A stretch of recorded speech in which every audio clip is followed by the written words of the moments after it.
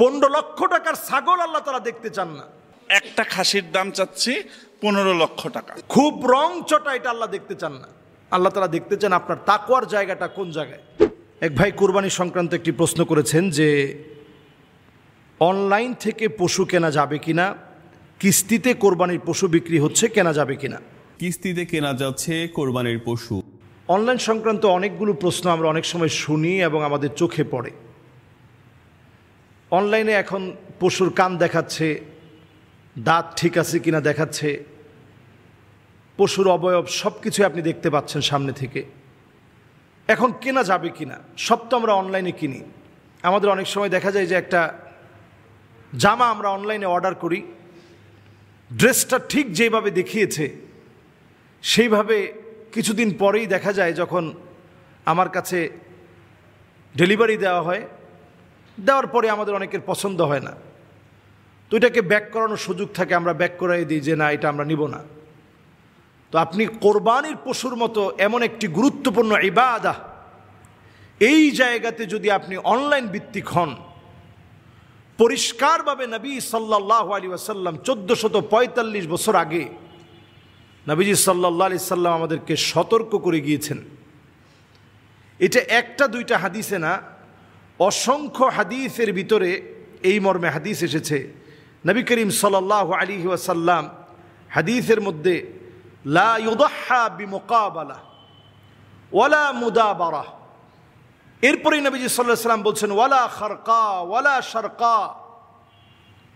নবীজি সাল্লাল্লাহু আলাইহি ওয়াসাল্লাম বলছেন একেবারে চোখ উপড়ে গেছে অথবা জন্মান্ধ এমন কোন পশু, শিং একেবারে গোড়া থেকে ভেঙে গেছে, পাটা একেবারে ভাঙা পা, কোরবানি যেই জায়গায় দেওয়া হবে এই পর্যন্ত হেঁটে আসার মতো সক্ষমতা তার নাই, এমন কোনো পশুকে অবশ্যই কোরবানি দেওয়া যাবে না।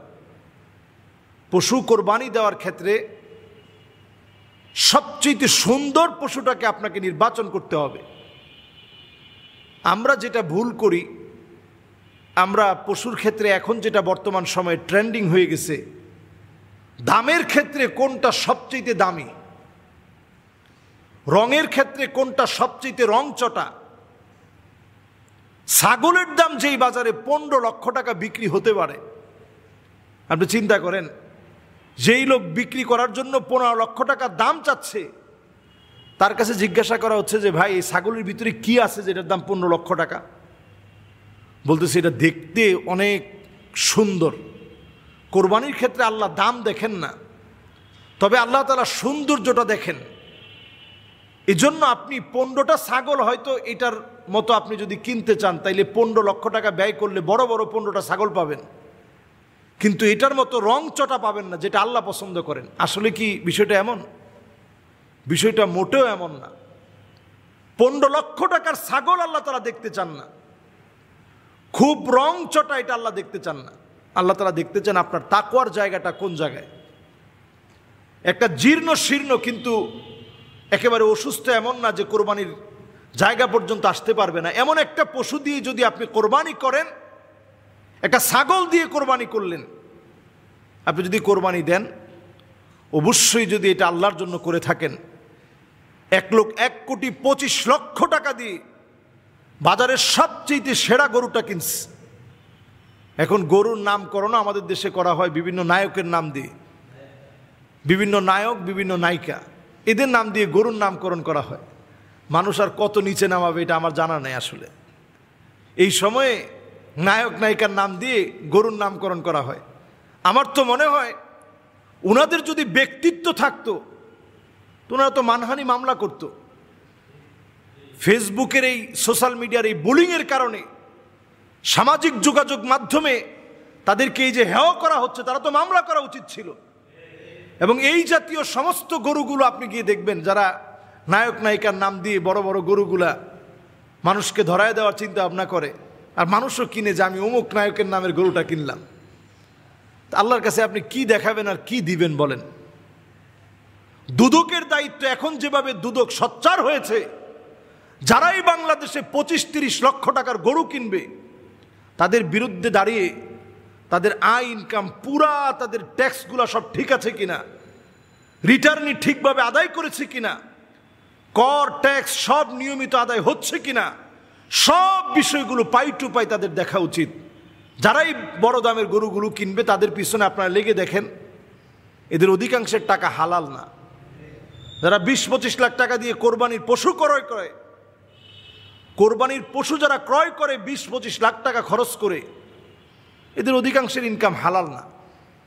এই জন্য বলবো, অনলাইন থেকে পশু ক্রয় করা অথবা এই জাতীয় চিন্তা ভাবনা করা, অথবা আপনি খুব দামে আপনি কোরবানির পশু ক্রয় করে আপনি আল্লাহর রাহে কোরবানি করবেন, এগুলোর আগে ভাবা দরকার এটা একটা ইবাদত যত বেশি পরিচ্ছন্ন হবে, যত বেশি পবিত্র হবে, যত বেশি তাকওয়া মিশ্রিত হবে, তত বেশি আল্লাহ তাআলা কবুল করবেন। ইবাদতের সৌন্দর্য যত বর্ধিত হবে, তত বেশি আল্লাহ রাব্বুল আলামিন ওই ইবাদতটা কবুল করবেন। এজন্য আশানুরূপ ফল পাওয়ার জন্যে ইবাদত সুন্দর হওয়া চাই। অনলাইন থেকে পশু ক্রয় করে আপনার কোরবানির মতো ইবাদতকে নষ্ট করবেন না। দেখে শুনে আপনার, যদি আপনি গরু কুরবানি দেন, মহিষ কুরবানি দেন 2 বছরের, দেখে শুনে, সেটা গাভী হোক, তবে পেটের ভিতরে যেন বাচ্চা না থাকে, ষাঁড় হোক, আপনি সেই পশু কোরবানি করবেন। ছাগল হলে 1 বছরের ছাগল হতে হবে, 1 বছরের ছাগল হতে হবে। বেড়া দুম্বা যদি 6 মাসেরটা দেখতে নাদুস নুদুস মনে হয়, তাহলে সেটাকে আপনি কোরবানি দিতে পারবেন। উটের ক্ষেত্রে 5 বছর। এই হচ্ছে কোরবানির পুরো বিষয়। আল্লাহ রাব্বুল আলামিন আমাদেরকে বোঝার তৌফিক দান করুক, দেখে শুনে বেছে কোরবানি দেওয়ার তৌফিক আল্লাহ তাআলা দান করুক। প্রত্যেকটা রক্তের ফোঁটায় ফোঁটায় আল্লাহ তাআলা আমাদের গুনাহগুলোকে ঝরিয়ে দিক, মাফ করে দিক। আসসালামু আলাইকুম ওয়া রাহমাতুল্লাহি ওয়া বারাকাতুহু।